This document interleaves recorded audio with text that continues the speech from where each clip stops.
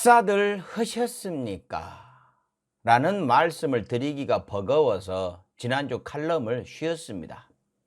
오늘도 장난기는 좀 빼고 이야기를 하겠습니다. 광고는 해야겠죠. 우리 광고주님들도 애도하는 마음으로 한 주씩 다 양보를 해 주셨습니다. 휴닉 베지어트입니다. 살쪄서 걱정이십니까? 건강한 다이어트, 배부른 다이어트, 맛있는 다이어트, 휴닉 베지어트가 있습니다. 말이 다이어트 도움이지 뭐 챙겨 먹는 식단보다 더 영양분이 골고루 들어 있습니다. 기본 재료인 단백질도요, 동물성이 아닌 훨씬 비싼 완두콩 단백질이고, 원료 하나하나를 원가 생각하지 않고, 물론 뭐 생각은 했겠지만 덜 남긴다는 생각으로 높은 등급의 고급 재료를 눌러 담고 합성 첨가물은 단 하나도 집어넣지 않고도 맛을 잡아버렸습니다. 진짜로 맛있어요. 설탕이 없는데도 달달합니다. 누가 알아주지 않아도 남보다 더 좋은 걸로 더 많이 담아서 정직하게 만드는 휴닉 베지어트, 우리는 알아줍시다. 당뇨 걱정이신 분들을 위해서 무가당도 있고 프리미엄도 있으니까 검색창에 휴닉 쳐서 알아보시고, 전화는 010-7272-6717, 카카오톡 선물하기에도 있습니다. 광고 끝. 12구 참사. 이태원에서 믿기지 않는 참사가 발생한 지 일주일이 훌쩍 넘었습니다. 능력이 없는 줄은 알았지만, 책임감이 없는 것도 알았지만, 뻔뻔한 것도 알았지만, 이러한 역사에 몇 없는 참사를 앞에 놓고도 정신을 저렇게 못 차릴 줄은 몰랐습니다. 사과는커녕 처음엔 뭐 사고란 걸 어쩌라고 이 자세에서 112 신고 녹취록들이 쏟아지니까 그때서야 일제히 사과를 하더니, 어떻게든 국민들 시선 돌리려고 희생양을 찾아서 책임 돌리기를 시도하고 있습니다. 처음엔 현장에 있던 사람들이 뭐 문제가 많은 사람들이냐, 정부 대변지들 마이크 들이대고서 마약했냐는 여부를 질문하고, 누군가가 밀었다면서 그 토끼 머리띠를 찾다가 실패하니까 상인들이 불법 증축을 했다면서 대변지들 시켜가지고 기사들을 쏟아내고, 하다 안 되니까 결국 방향을 잡은 것이 경찰선에서 꼬리 자르기가 된 것 같습니다. 이 정도 참사가 났으면요, 대통령이 바로 사과하고 행정부 책임자들이 먼저 나서갖고 머리를 조아리고 해야 하는데, 대통령은 일주일이 넘은 시점까지 정식으로 마련된 자리에서 공식적인 사과 한마디가 없고, 무능한 국무총리와 행안부 장관 데리고 댕기면서 위패와 영정도 없는 이상하고 썰렁한 분향소에 가갖고 그들만의 조문을 하고 있죠.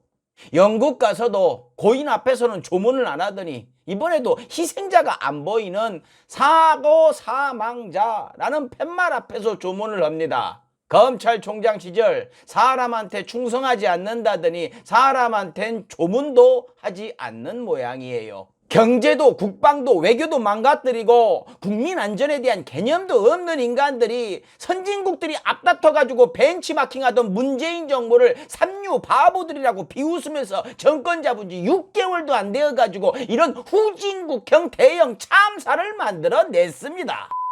더 탄식이 나오는 건, 때는 이때다. 대통령한테 점수 좀 따보자. 나 정치 계속 개혁했다. 라는 일념으로 충성 경쟁을 하는 국힘 정치인들이죠.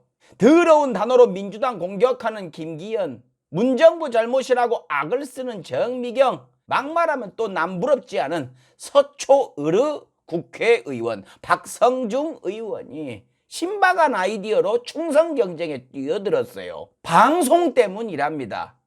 그것도 MBC, KBS, YTN, 연합뉴스 탁 찍어갖고 이 4개 방송 때문이래요. MBC는 바로 반박을 했죠. 그날 이태원 가서 방송 안 했다고. 더 놀라운 건 그 방송을 보고 젊은 여성들이 몰려갔대요. 이거 뭐 무식해서 이럴까요? 용감해서 이럴까요? 멍청한 이 양반이 이런 무리수를 던지는 것도 뭐 일견 이해가 됩니다. 이분 지역구가요, 서초구 을. 다음 총선에 윤석열이 마구잡이로 공천을 할 것으로 보이는 검사들이 가장 우글우글거리는 지역이 자기 지역구니까 얼마나 불안하겠습니까? 근데 이번 똥볼로 확실하게 짐 싸게 되셨네요. 이 와중에도 천만다행인 소식이 있었죠. 봉화 광산에서 매몰되었던 광부 두 분이 10일 만에 무사히 구조가 생還을 하셨습니다. 무려 221시간 만에 생還을 하신 거죠. 그 오랜 시간 버텨내신 겁니다. 매뉴얼대로 굉장히 침착하게 대처를 하셨답니다. 정말로 고생하셨고 빨리 회복하시길 바랍니다. 그리고 구조 작업에 참여하신 분들, 우리 군인들도 수고를 많이 했다는데 너무나들 수고하셨고 고맙습니다. 후보 시절 위기 상황에서 정부가 국민을 어떻게 보호하느냐에 그 정부의 존재 이유가 있는 것이다 라면서 문재인 정부를 삼류 바보들이라면서 큰 소리치던 윤석열 대통령은 두 분의 생환이 기적 같은 일이라면서 4줄 정도의 짧은 글을 올렸습니다. 좀 간소해 보이죠? 왜 이랬을까요? 하나는 압사 참사가 너무 커서, 정부 잘못이 너무 커서 감히 언급을 안 한 것일 것이고, 다른 하나는 매몰 사고에 대해서도 할 말이 없어서일 겁니다. 어땠습니까? 이 봉화 매몰 사고는요 12구 참사가 일어나기 4일 전이었습니다. 근데요 신경 쓰는 모습이 안 보였어요. 매몰 사고 이후에 대통령은 물론 정부 고위 관계자가 이 사고에 대해서 공식적인 자리에서 언급을 하는 것을 본 적이 없어요. 그 흔한 현장 방문, 그 헬기 타고 가면 되는 것인데 그 현장 방문하는 모습도 찾아볼 수가 없었죠. 왜 그랬을까요?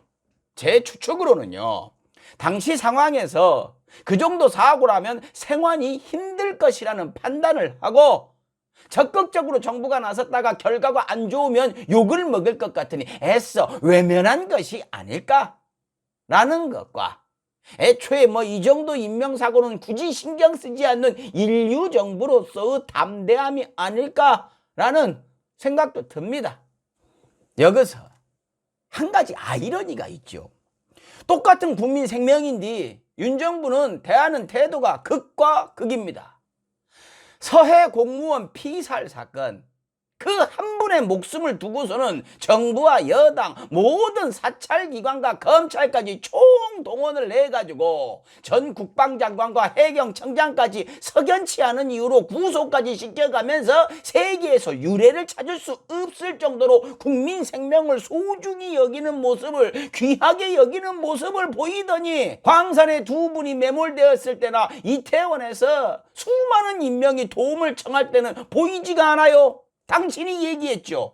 정부가 국민을 어떻게 보호하느냐에 그 정부 존재 이유가 있는 것인데 문재인 정부는 존재 이유를 증명하지 못했다라면서 나는 내로남불이 없다면서 당신이 만든, 당신 말대로 전 정부하고는 비교할 수 없을 정도로 훌륭한 전문가들이 모인 윤석열 정부는 반년도 안 돼갖고 존재 이유도 아닌 없어져야 할 명확한 이유를 보여줬네요. 참담합니다. 오늘은 여기까지 하겠습니다. 식사 챙겨 드십시오.